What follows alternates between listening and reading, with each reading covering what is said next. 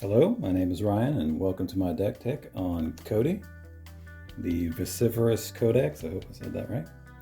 This is a card that I pulled in a pack and I was inspired to make a deck around it. The You Can't Cast Permanent Spells is a little bit of a deck building challenge that I thought was interesting. So my initial idea was to do a cascade thing and cascade into the zero costing spells in the deck. Got Profane Tutor, Crashing Footballs, and Inevitable Betrayal, Ancestral Vision. The two biggest are Inevitable Betrayal and Ancestral Vision. I thought those were really amazing. You search target opponent's library for a creature card and put it on the battlefield under control, and enjoy that. Profane Tutor is just a generic tutor. It's always good. Crashing Footfalls is good. It's maybe not the best one of the four, but two free 4/4 trample rhinos is pretty fun. Ancestral Vision draws you 3 cards, and when you pay nothing for it, it feels amazing. So the goal was to cascade into these spells from the other spells in the deck, and we'll get to that in a bit. We'll start with our ramp. Got some very specific things in here. Soul Ring needs no introduction, so we won't even talk about it. Strike It Rich is here mostly because it has flashback and has 1 CMC.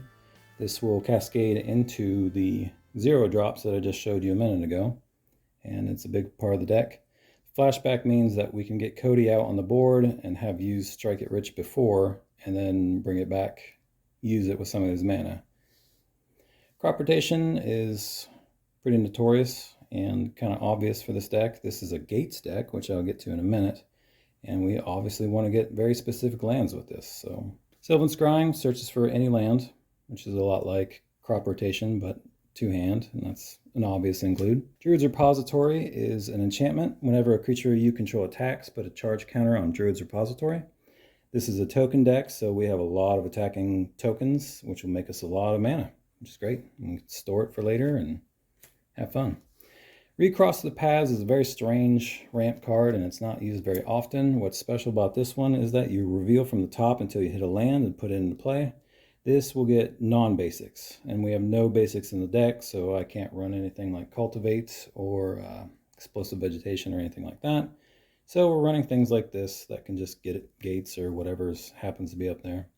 Has Clash mechanic on it, which is usually not relevant, but sometimes you can get it back to your hand if you successfully clash with your opponent. Wargate, you search your library for a permanent, converted mana cost X or less, put into play. This is another way of getting lands, as if we cascade into this and the X is 0, you can always get a land because the converted mana cost is 0. That's typically what we do with it. There's a few other things that we could grab with it, but it almost always gets a land. Pier's Whim, we can also search up a specific land with this, in addition to blowing up your opponent's artifacts and enchantments. Pretty gross card. Circuitous Route searches for up to 2 basics and or gate cards. This gets us our best gates, which we will be talking about here in just 1 second. Escape to the Wilds, exile top 5. You may play cards exiled this way until the end of next turn, and you may play an additional land this turn. So this is just to look for lands. The card draws is the bonus. And we have Hour of Promise, which, like many of the others, it searches for specific lands. It gets us 2 of our choice, so we go get some disgusting lands.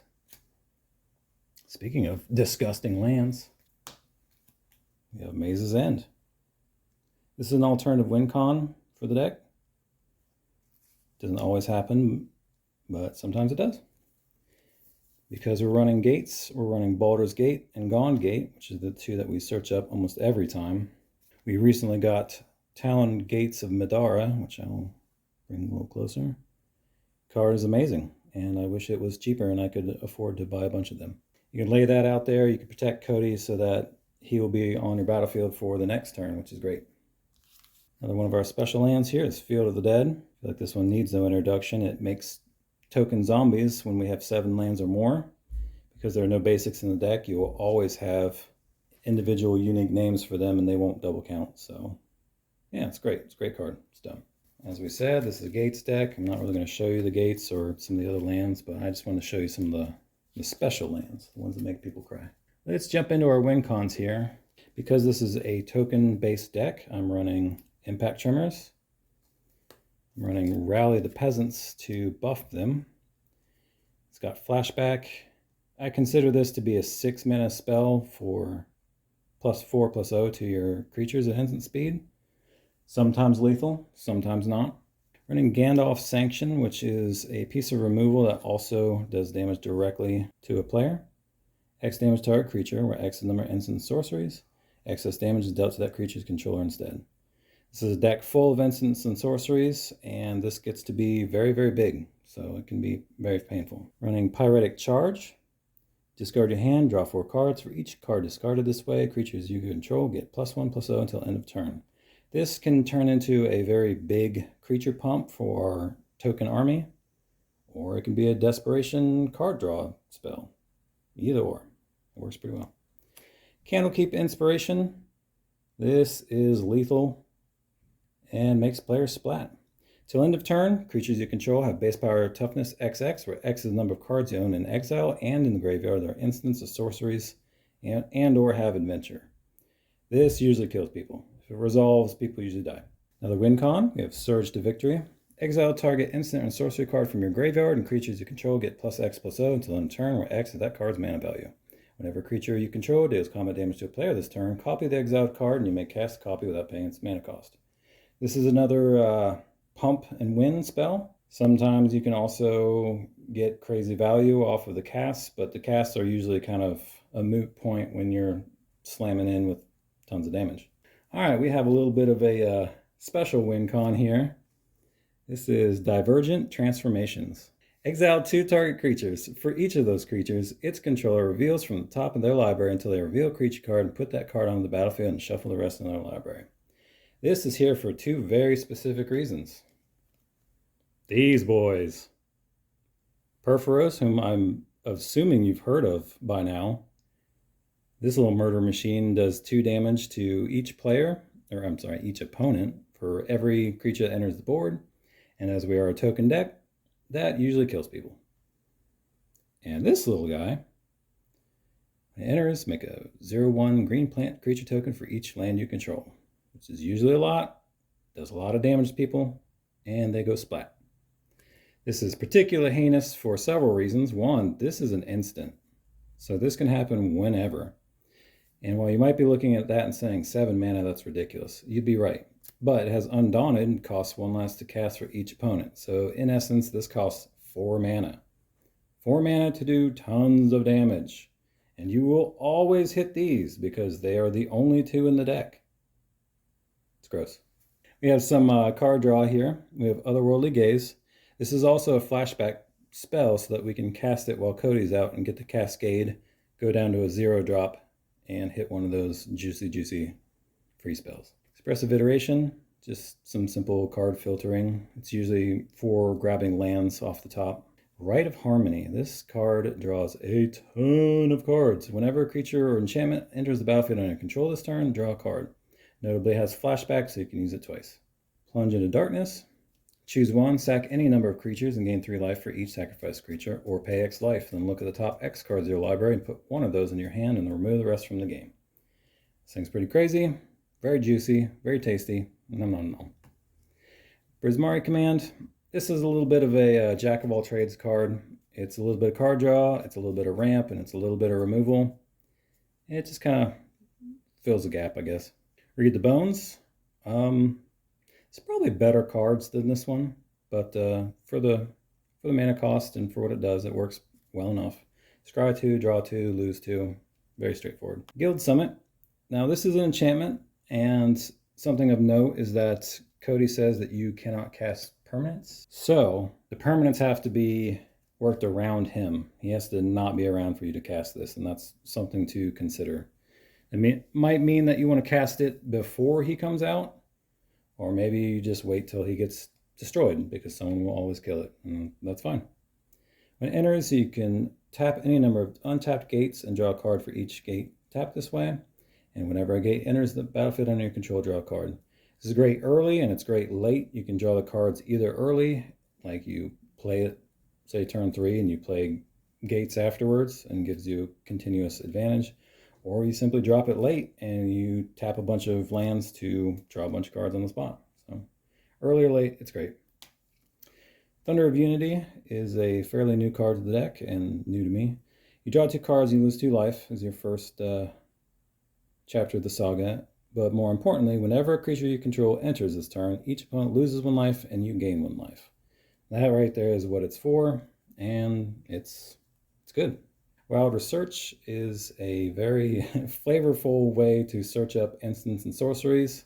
The at-random discard can be a little bit of a problem, but I can't resist the book in the picture here.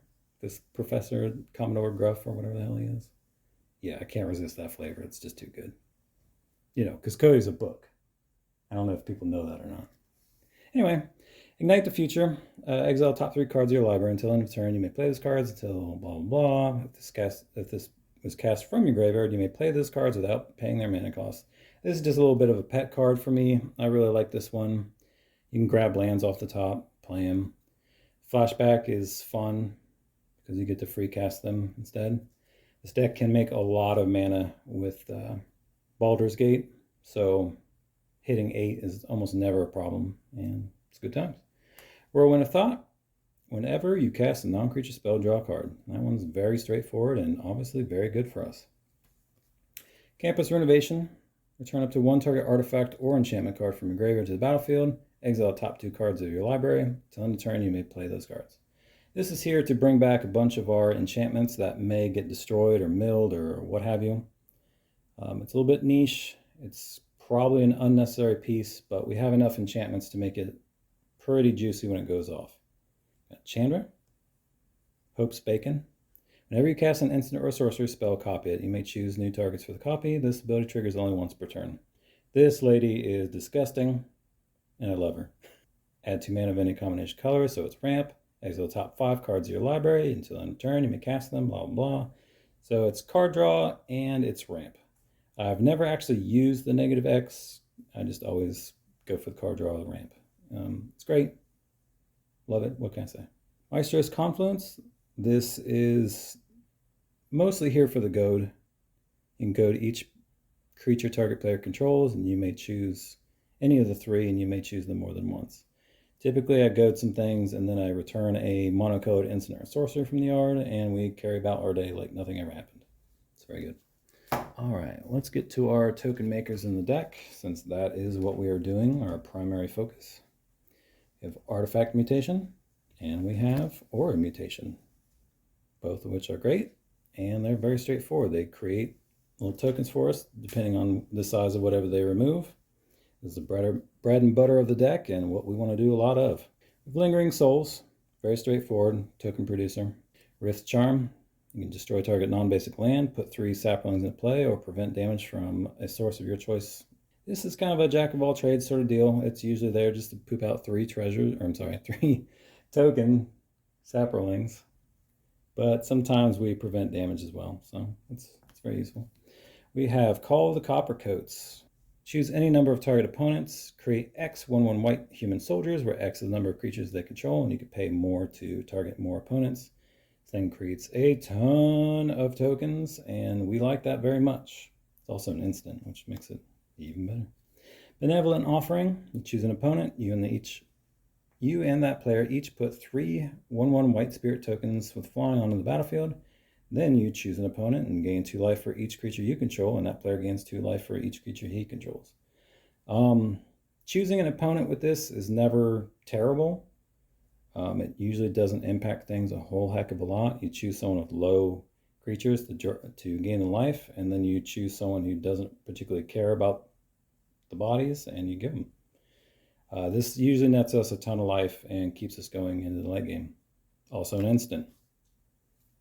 Access Denied. Counter target spell, create X 1/1 colorless Thopters, where X is the spell's mana value. It's another great piece of token producing removal that makes people sad. We have Ink Shield. I feel like if you are not familiar with Ink Shield by now, you are not a long-term commander player. Prevent all combat damage that would be dealt to you this turn. For each 1 damage prevented this way, create a 2/1 white and black flying creature token. Yeah, that wins games. And we have a dual card here with Fuse. It's Beck and Call. Typically I use this smaller side, and it says whenever a creature enters the battlefield this turn, you may draw a card. That obviously goes great with all of our token shenanigans, but the other side produces 4 1/1 white birds with flying. If you've got enough mana, you can do them both. Usually I don't, but sometimes I do. It's just a good all-around card and fits very well with our strategy. We have Rise from the Tides. Create a tapped 2/2 black zombie creature for each instant and sorcery in the yard. This is everything we want, and will close out a game if left unanswered. The only bad part is they're tapped, and your opponents know what's going to happen before it happens. So you might want some life protection after that goes off.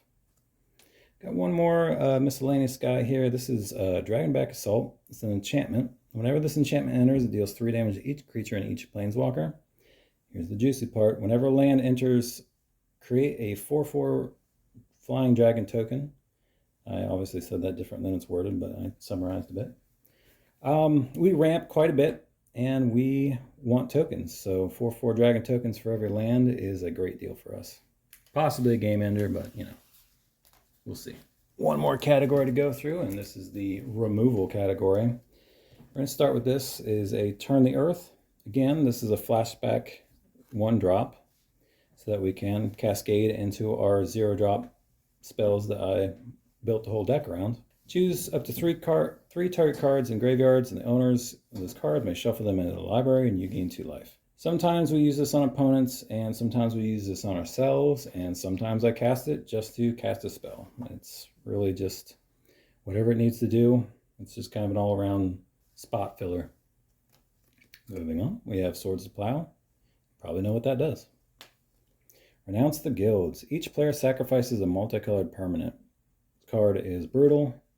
We only have 2 multicolored permanents in the deck, I think, so it really doesn't affect us hardly ever, so that's not an issue. This usually kills most people's commanders on the spot instantly, and they cry about it. Ancient Grudge is just destroy target artifact. That's flashback for 1, makes it kind of double good for us. Soul Shatter, each opponent sacks a creature with the greatest compared to mana cost. Leadership Vacuum, target player returns each commander they control from the battlefield to the command zone and draw a card. This is just a generic removal that cantrips, so you know, some decks really don't like this. Crackling Doom is very similar to Soul Shatter. Each opponent sacks the greatest power creature they control and takes 2 damage. Very self-explanatory. Consuming Tide is a board bounce. Each player chooses a non-land permanent they control and return all non-land permanents not chosen this way to their hands. Then you draw a card for each opponent who has more cards in the hand than you. This is just a bit of a board wipe. You can choose Codie and keep Codie, and you don't really lose anything. If you lose some tokens, oh well. It's just to keep you from getting overrun by someone who may or may not be getting out of control. We have Sultai Charm, which has 3 modes. Destroy target monocolored creature, destroy target artifact or enchantment, or draw 2, discard 1. It's a generic sort of all-rounder, jack of all trades. Not super important, but useful. Void Rend, destroy target non-land permanent, cannot be countered. It's just a piece of removal. Of Promise of Loyalty, each player puts a vow counter on a creature they control and sacrifices the rest. Each of those creatures can't attack you or planeswalkers you control for as long as it has a vow counter on it. This is just a board wipe, and your opponents will pick their best stuff to keep, and they cannot attack you with it, so it all works out in the end. Fairy Slumber Party. Now this one's pretty mean. Return all creatures to their owner's hands. For each opponent who controlled a creature returned this way, you create 2 1/1 blue flying fairies that can only block creatures with flying. This is a board bounce and an army in a can, as you will get 6 fairies in all likelihood, and it's not hard to win the game from there. It really isn't. Necrotic Hex is a similar card. Each player sacrifices 6 creatures, and you create 6 tapped 2/2 black zombie creature tokens. Very straightforward board wipe and board presence in one go. Viscera's Predation, which again, very, very similar. For each creature your opponents control, create a 4/4 beast. Each one of those tokens fights a different one of those creatures. So you get an army in a can, You kill a lot of your opponent's stuff, and you're probably in a much better position after this goes off. Finally, we have Overwhelming Forces. This thing is a little bit excessive and probably going to get cut sometime in the future, but here it is. For 8 mana, we destroy all creatures target opponent controls and draw a card for each one. Pretty gnarly. If you can get this off, you're probably going to win the game. And if you don't, you'll be sad and you'll be looking at it in your hand and you can't cast it. And you're sad. And you're like, I should have cut that.